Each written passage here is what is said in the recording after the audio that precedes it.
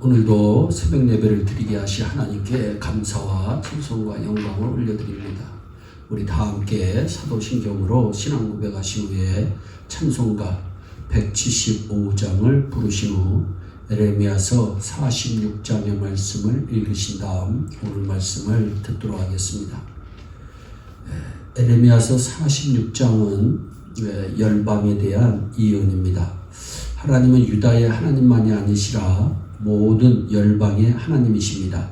그분은 이 땅을 어떻게 다스려 나가실지를 말씀하십니다. 그래서 46장의 애굽, 47장의 블레셋, 48장의 모압, 49장의 암몬, 에돔, 다메섹, 게달, 하솔, 엘람, 50장, 51장의 바벨론에 대한 예언이 이어지고 있습니다. 에레미야 선지자는 바벨론이 각 나라를 침략하는 것은 하나님의 심판이라고 말하며 심판이 끝난 후에는 심판의 도구로 쓰여졌던 바벨론까지도 심판을 받을 것이라고 말씀합니다. 그럴 때 유다는 회복된다. 우리는 이 중 애굽에 대한 예언을 살펴보면서 하나님께서 오늘 우리에게 무슨 말씀을 하시느냐 은혜 받는 시간이 되시기를 바랍니다. 2절로부터 12절에 애굽이 갈그미스 전투에서 패할 것을 예언하고 있습니다. 2절 말씀입니다. 애굽을 논한 것이니 고 유다왕 요시야의 아들 요야김 제4년에 유브라데 하숫과 갈그미스에서 바벨론 왕 느부갓네살에게 패한 애굽왕 바로 느고의 군대에 대한 말씀이라 말합니다. 이 전투는 바벨론과 애굽이 나라의 운명을 놓고 벌인 전쟁입니다. 예언대로 애굽이 패하고 이 일로 바벨론은 세계를 제패하고 애굽 나라는 약소국으로 전락이 되는 전투입니다.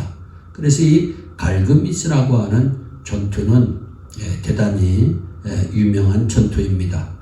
애굽의 군대는 그 두려움에 빠질 것이라고 5절에 말씀합니다. 여호와께서 가라사대 내가 본즉 그들이 놀라 물러가며 그들의 용사는 피하여 급히 도망하며 뒤를 돌아보지 아니하면 어찌민고 두려움이 그들의 사방에 있음이로다. 아멘. 그 결과 애굽은 유브라데 강변에서 피하는 말씀이 6절에 말씀이 나옵니다. 발이 빠른 자도 도망하지 못하며 용맹이 있는 자도 피하지 못하고 그들이 다 북방에서 유브라데 하숫가에 넘어지며 엎드러지는도다. 이렇게 된 것은 10절 말씀에 나오는데 여호와의 행하심입니다. 그날은 주 만군의 여호와께서 그 대적에게 원수 갚는 보수일이라 칼이 배부르게 삼키며 그들의 피를 가득히 마시리니 만군의 여호와께서 북편 유브라데 하숫가에서 희생을 내실 것이미로다 말씀합니다. 패배에 대한 애굽의 상처는 외국의 어떠한 유명한 치료제로도 치유되지 않을 것이라고 11절에 말씀합니다. 또한 열방에게 수치가 될 것임을 12절에 이어서 말씀하고 있습니다. 그리고 13절로부터 26절은 바벨론이 애굽 본토를 침공한 BC 567년의 사건을 예언하고 있습니다.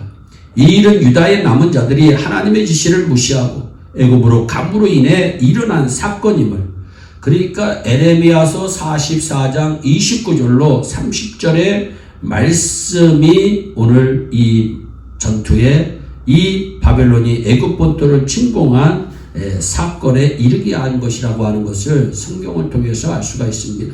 여기에서는 바벨론과 변변한 싸움도 못하고 패배합니다. 너희는 애굽에 선포하며 믹돌과 녹과 다마 네스에 선포하여 말하기를 너희는 굳게 서서 예비하라. 내 사방이 칼에 삼키었느니라. 너희 장사들이 쓰러지면 어찌미뇨 그들의 서지 못하면 여호와께서 그들을 몰아내신 영광이라. 그가 많은 자로 넘어지게 하심에 사람이 사람 위에 엎드러진다 말씀합니다. 패배의 충격으로 용병들도 자기의 고향으로 다 돌아갑니다. 이런 결과는 여호와로 말미암은 것이라고 18절로부터 20절에 말씀하고 있습니다. 바벨론은 마치 벌목꾼처럼 애굽을 초토화시킵니다. 22절 이하의 말씀입니다. 애굽의 소리가 뱀의 소리 같으니 이는 그들의 군대가 벌목하는 자같이 도끼를 가지고 올 것임이라. 나 여호와가 말하노라. 그들이 황충보다 많고 계수할 수 없으므로 조사할 수는 없는 그의 수풀을 찍을 것이라. 딸 애굽이 수치를 당하여 북방 백성의 손에 붙임을 입으리로다. 여러분, 이 심판은 애굽의 신 애굽왕을 의지하려는 자들로 인한 것임을 25절 26절에서 말씀하고 있습니다. 여러분, 무슨 말씀입니까? 하나님이 망하게 하시는 인생은 망하고 맙니다. 하나님께서 망하게 하는 나라는 절대로 흥할 수가 없습니다. 망하는 것입니다. 그러나 반면에 하나님께서 흥하게 하시기로 마음을 먹으시면 그 인생은 반드시 흥합니다. 하나님께서 흥하게 하시려고 하는 나라와 민족은 어떠한 어려움과 환난과 역경이 있다 할지라도 반드시 흥하게 됨을 오늘 성경은 잘 말씀하고 있는 것입니다. 그래서 우리는 하나님의 은혜 가운데 하나님만 바라보는 그 은혜가 우리의 삶 가운데 넘치시기를 바랍니다. 감사한 것은 이름 중에도 하나님께서는 애굽의 회복 약속의 말씀을 주십니다. 26절 이하입니다. 그럴지라도 그 후에는 그 땅이 여전히 사람 살 곳이 되리라 여호와의 말이니라. 황폐한 애굽을 사람이 살 곳이 되도록 하나님께서 다시 도와주시겠다는 겁니다. 여호와께서 애굽을 치실 것이라도 치시고는 고치실 것이고로 그들이 여호와께로 돌아올 것이라. 여호와께서 그 간구함을 들으시고 그를 고쳐주시리라. 그 나라 애굽에서 아수르로 통하는 대로가 있어 아수르 사람은 애굽으로 가겠고 애굽 사람은 아수르로 갈 것이며 애굽 사람이 아수르 사람과 함께 경배하리라 말씀합니다. 이사야서 19장에서도 그 나라 이스라엘이 애굽과 아수르로 더불어 셋이 세계 중에 복이 되리니 이는 만군의 여호와께서 복을 주어 가라사대 나의 백성 애굽이여 나의 손으로 지은 아수르여 나의 산업 이스라엘이여 복이 있을지어다 하실 것임이니라. 하나님께서 복되게 하시는 인생은 복을 받게 되어 있습니다. 하나님은 잘못을 심판하시지만 궁극적으로는 온 세상을 구원해 주시는 사랑의 하나님이심을 오늘 성경은 우리에게 말씀하고 있습니다. 여러분, 오늘 46장 애굽에 대한 예언의 말씀을 묵상하면서 사람을 의지하지 말고 세상을 의지하지 말고 하나님만 의지하는 인생 되기로 결심하시고 하나님께서 흥하게 하시는 인생은 어떠한 어려움이 있어도 반드시 흥하게 될 것이라고 하는 그 믿음 안에서 오늘도 승리하는 축복에 위한 하나님의 백성들이 되시기를 예수님의 이름으로 축복합니다. 기도하겠습니다.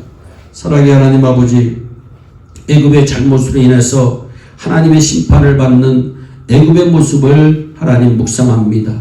아버지 하나님, 우리 하나님의 귀한 백성들, 우리 예일의 귀한 성도들은 애굽을 의지하지 않게 하여 주시고 세상을 의지하지 않게 하여 주시고 하나님 의지함으로 어디를 가든지 만사가 형통하고 주 안에서 승리하게 하여 주시고 하나님께서 흥하게 하시는 인생 될 수 있도록 복을 내려 주시옵소서. 감사하고 예수님의 이름으로 기도하옵나이다. 아멘. 다 함께 주기도문으로 예배를 마치시고 오늘도 주 안에서 승리하는 복된 하루 되시기를 바랍니다. 감사합니다.